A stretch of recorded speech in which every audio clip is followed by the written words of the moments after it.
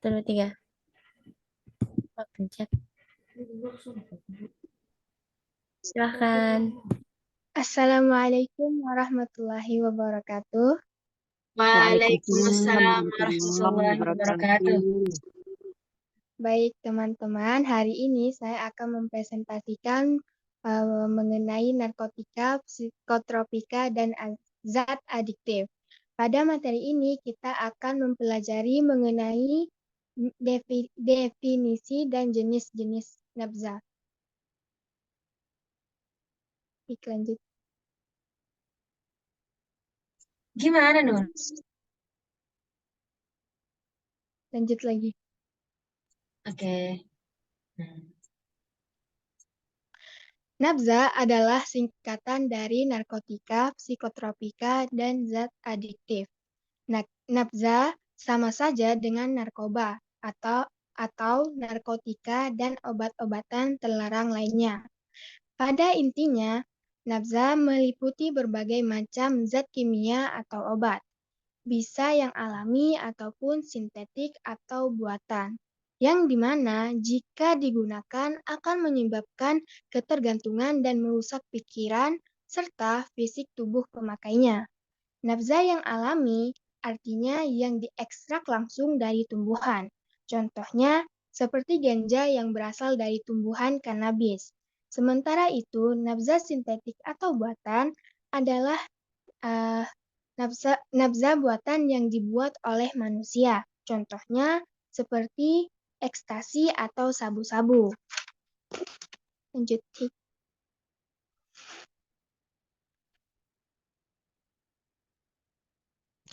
Nah, nabza kan narkotika, psikotropika, dan zat adiktif. Apa sih perbedaan dari ketiga ini?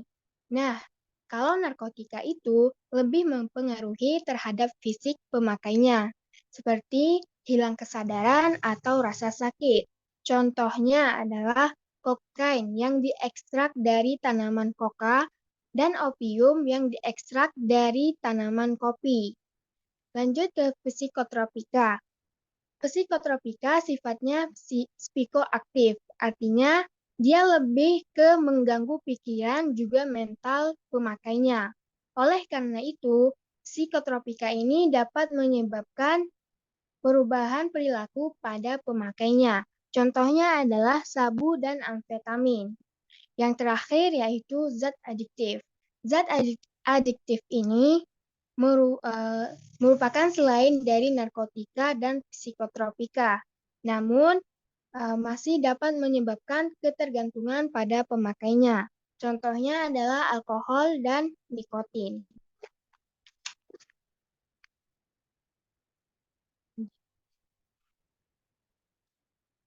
Selanjutnya kita lanjut ke jenis-jenis nabza. Kita mulai dari jenis-jenis nabza berdasarkan efek yang dirasakan oleh pemakainya. Nah, berdasarkan ini, nabza dibagi menjadi 3 jenis, yaitu stimulan, depresan, dan juga halusinogen. Kita mulai dari jenis stimulan. Efek yang diberikan oleh nabza stimulan ini adalah meningkatnya aktivitas tubuh secara tidak normal. Beberapa di antaranya dengan cara meningkatkan efek dari neurotransmitter dopamin, sehingga otak terus terstimulasi untuk beraktivitas dan akan memperkuat saraf simpatik.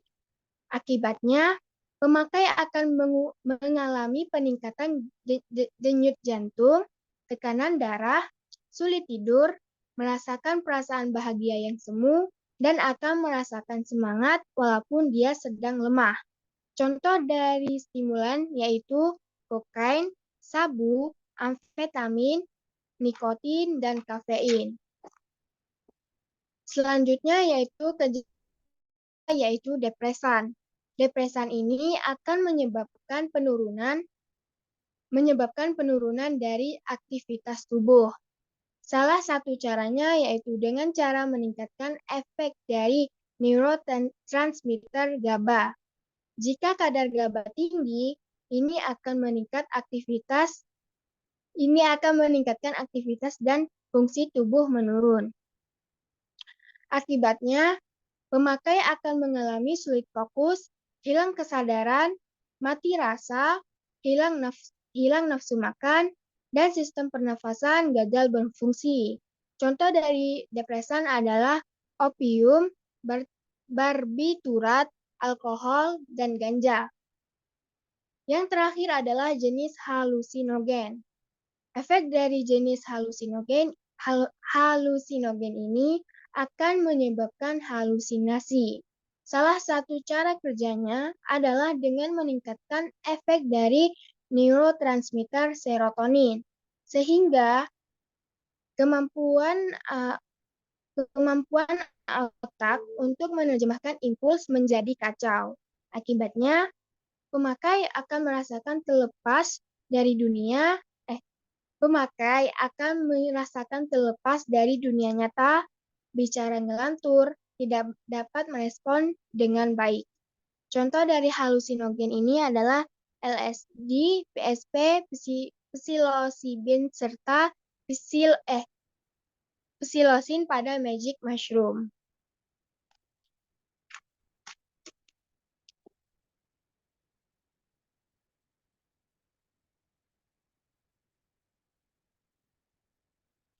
Adapun jenis nafza berdasarkan jenis ketergantungannya, yaitu narkotika dan psikotropika. Keduanya memiliki beberapa jenis golongan. Yang pertama yaitu mengenai narkotika. Narkotika golongan 1 merupakan narkotika yang memiliki efek ketergantungan yang tinggi, sehingga dia tidak dapat dimanfaatkan dalam terapi pengobatan dan digunakan hanya untuk pengembangan iptek saja. Contoh dari narkotika golongan 1 adalah heroin, kokain, dan ganja. Selanjutnya yaitu narkotika golongan 2. Efek dari ketergantungan narkotika golongan 2 ini adalah sedang, sehingga ia masih dapat dimanfaatkan dalam terapi pengobatan ataupun perkembangan iptek. Contohnya adalah morfin. Selanjutnya yaitu narkotika golongan 3. Narkotika jenis ini memiliki efek yang rendah, sehingga narkotika golongan 3 ini banyak dimanfaatkan dalam terapi pengobatan ataupun perkembangan iptek. Contohnya adalah kodein. Selanjutnya yaitu psikotropika. Psikotropika ini terbagi menjadi 4 golongan. Yang pertama, psikotropika golongan 1. Psikotropika jenis ini memiliki efek ketergantungan yang sangat tinggi, sehingga ia tidak dapat dimanfaatkan dalam terapi pengobatan dan juga ia tidak disarankan. Jenis ini hanya dapat digunakan sebagai bahan perkembangan iptek saja. Nah, contoh psikotropika golongan 1 ini adalah ekstasi dan LSD. Selanjutnya yaitu psikotropika golongan 2. Psikotropika jenis ini memiliki efek ketergantungan tinggi, namun masih dapat digunakan dalam terapi pengobatan. Contohnya adalah amfetamin. Lalu yang ketiga adalah psikotropika golongan 3. Psikotropika jenis ini memiliki efek ketergantungan yang sedang, sehingga ia lumayan banyak digunakan dalam terapi pengobatan. Contohnya adalah phenobarbital. Yang terakhir adalah psikotropika golongan 4. Psikotropika golongan 4 ini memiliki efek yang rendah, sehingga golongan 4 ini sudah umum digunakan dalam terapi pengobatan. Contohnya adalah diazepam.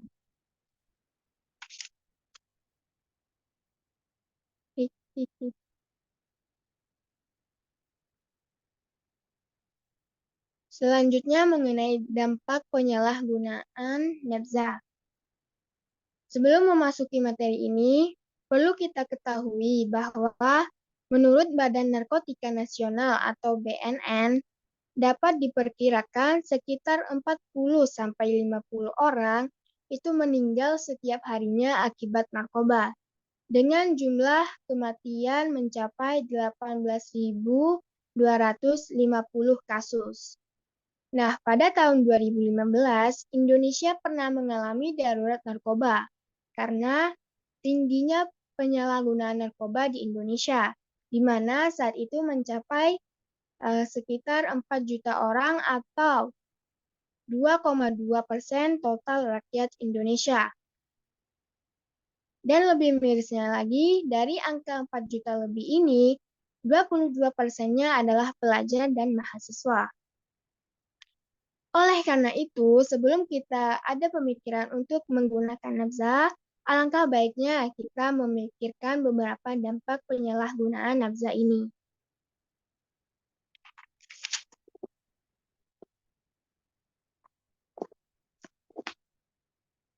Yang pertama yaitu dampak fisik penyalahgunaan narkoba. Penggunaan narkoba akan sangat berdampak kepada para pemakainya, apalagi ketika sudah berada di tingkat ketergantungan. Seperti contohnya dampak fisik penyalahgunaan nafza. Seperti contohnya dampak fisik penyalahgunaan nafza jenis stimulan adalah gangguan pola tidur. Pola tidur ini berhubungan dengan irama sirkadian. Oleh karena itu, irama sirkadian ia akan terganggu oleh pemakaian nafza jenis stimulan. Karena stimulan ini akan meningkatkan energi tubuh walaupun energi kita sedang lemah.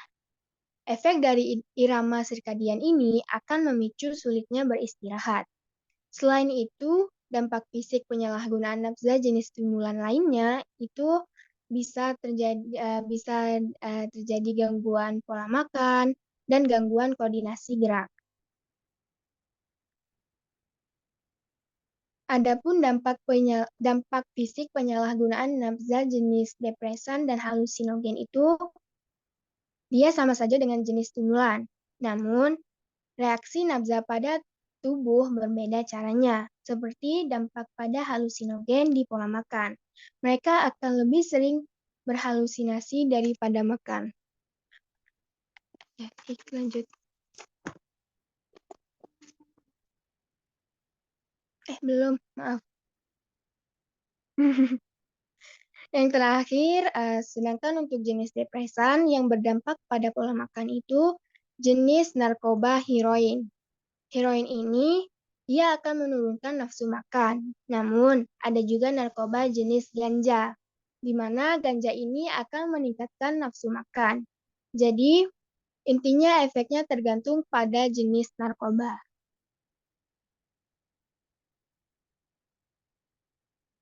Lanjut pada dampak berikutnya yaitu dampak psikologis penyalahgunaan narkoba.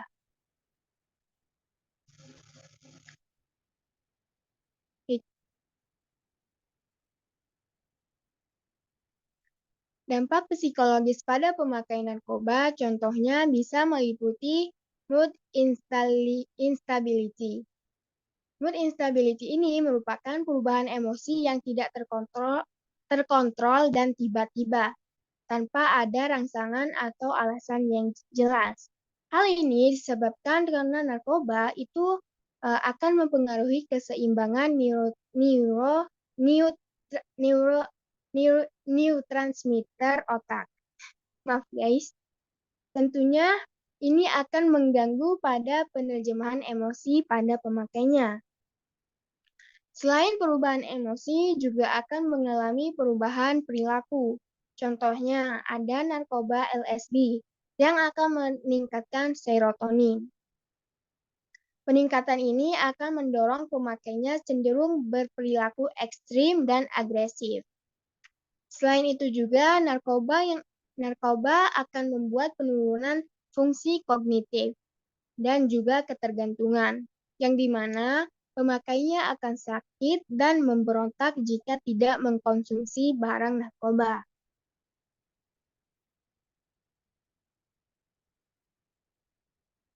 Lanjut. Yang terakhir adalah dampak sosial ekonomi penyalahgunaan narkoba. Dalam dampak ini, bisa kita ketahui misal dari 1 gram kokain itu harganya kurang lebih 4 juta rupiah. Harga ini jauh lebih mahal daripada harga 1 gram emas. Artinya, pemakai telah merugikan keadaan ekonominya sendiri.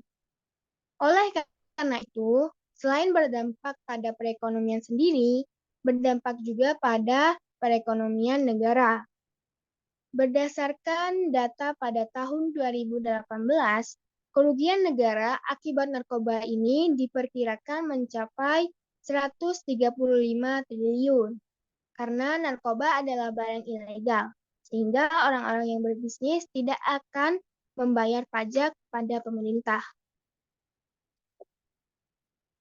Dampak sosial ekonominya, ia bisa mengucilkan diri dari lingkungan karena pemakai narkoba biasanya bersifat kurang peduli dan antisosial.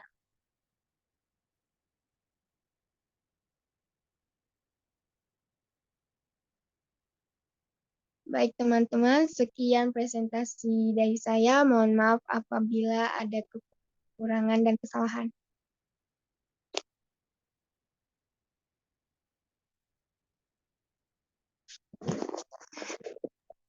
Oke, terima kasih Nurah. Alhamdulillah, Masya Allah, Tabarakallah.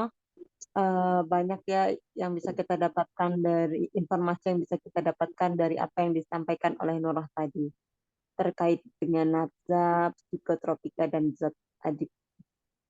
Oke, untuk sesi berikutnya kita buka sesi tanya jawab. Silakan Ibu persilahkan kepada teman-teman untuk bertanya terkait dengan apa yang telah disampaikan. Oke, silakan. Saya ingin bertanya. Silahkan ini. Tadi kan sudah dijelaskan mengenai dampak-dampaknya. Nah, apakah dari dampak-dampak tersebut bisa diperbaiki atau bisa disembuhkan gitu loh? Kalau misalnya dari fisik, disembuhkannya dari secara fisik dan juga secara lingkungan dan juga tadi kan juga ada yang ekonomi dan sosial itu.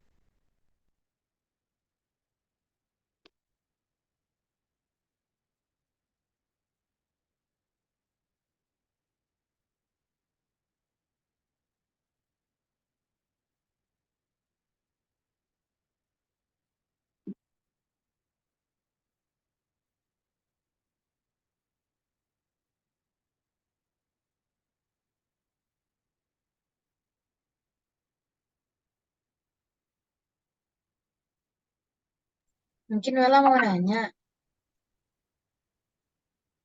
Wel, Menurut saya mau nanya. Ya, Hikmah. Silahkan. Hmm, Oh iya, awal mulanya kok bisa sih kayak oh ini narkoba, oh ini narkotika. Itu kayak maksudnya gimana gitu. Terus kan tumbuhan juga kok bisa tiba-tiba dibilang itu narkoba, maksudnya narkotika. Itu kan ada beberapa tumbuhan. Maksudnya awal awal mulanya ada narkoba tuh kayak gimana gitu. Kok bisa ada kayak diapain gitu. Di situ itu pertanyaan pertama, Nur. Terus yang kedua, magic mushroom ini apa? Kayak apa dia? Ya. Saya ingin bertanya lagi. Oh, oke. Tidak langsung. Silahkan ini. Tadi kan seperti yang kita ketahui kalau secara medis sebenarnya nafza ini merupakan obat atau bisa dibilang kayak penenang gitu. Nah, tapi kenapa kalau misalnya emang dia penenang setelah pengguna menggunakan obat itu dia bisa setelah menggunakannya tuh jadi setelah dia tenang terus habis itu dampaknya malah jadi dia perubahan perilakunya jadi agresif dan lain-lain. Itu kenapa? Padahal kan sebenarnya fungsinya dia untuk penenang.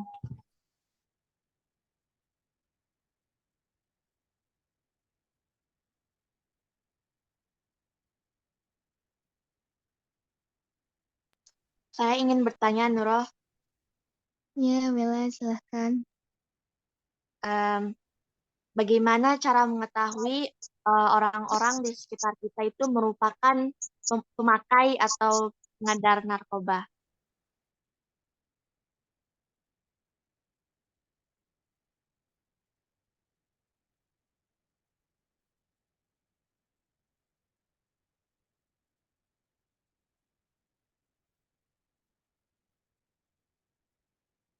Ada pertanyaan lagi? Ada 5 pertanyaan, teman-teman. Mungkin Oh mau iya, ditambah. ini terakhir nih, ini mood instability terus kalau misalnya orang yang moodian gitu gimana ya? Oke, Oh, saya ingin bertanya lagi. Kan kalau tadi ya katanya, silahkan. kalau misalnya narkoba atau nafza ini kan dia berpengaruh ke otak dan juga pokoknya berpengaruh ke fisik kita lah. Nah, terus apakah dia itu selain apa sih? Jadi apakah dia punya dampak yang kayak jadi penyakit penyakit berat lainnya kayak misalnya gara-gara kebanyakan kebanyakan narkoba terus habis itu dia jadi punya penyakit dia jadi bisa diamputasi atau apa gitu mungkin bisa gitulah.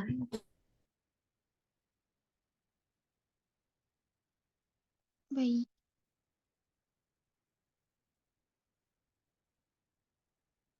Oh, saya tahu mau nanya lagi. silahkan. Bagaimana caranya eh, meng apa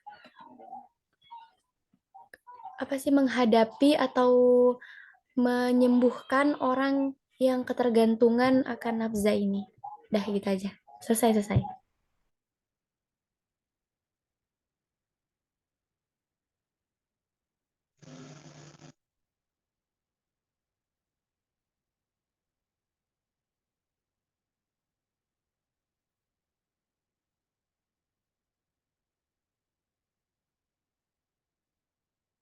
Mungkin mau ditambahin 2 lagi, guys. Ayo,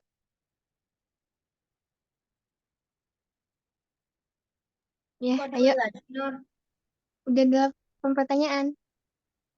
Oh, Biar nantang ya? genap 10. Ayo. Wela mungkin mau nambah, Wel. Wel.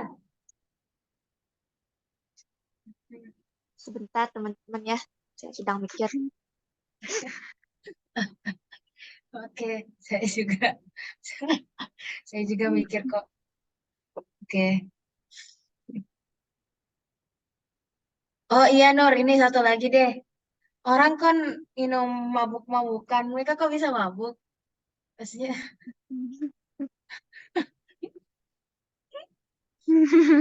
orang mabuk-mabuk. Enggak, maksudnya kenapa orang minum eh minum Alkohol. kamar. Nah, kamar itu mereka jadi mabuk gitu. Kayak kenapa sampai Oke, sampai ada yang nggak sadar diri. oke. Saya Alah, ingin nah, bertanya, nih. Nurul. Nah, Well. Nurul, Ya, well. apa yang menyebabkan seorang ingin coba-coba narkoba padahal dia itu sudah tahu akibat buruknya dari narkoba itu? orang iman. Kenapa gitu? Pengen coba-coba. Kurang ingin. Kamu mau coba? Enggak. Yuk, jadi berapa, Nur, soalnya? Udah 10. Oke, yeay. Nora, Nora, Zoomnya Nora, 9 menit lagi. Nora, Nora. Disambungin aja deh Iya. sama pertanyaannya Hikmah tadi, Kak. Aku baru tahu kalau misalnya emangnya alkohol atau khamar-khamar itu termasuk narkoba. Soalnya kan apa narkoba tuh lebih ke obat-obatan setahu aku.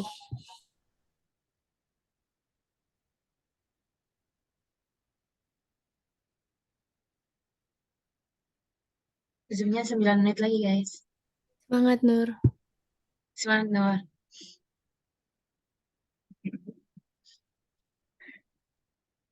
Bu, sudah Bu. Sudah selesai Bu Guru.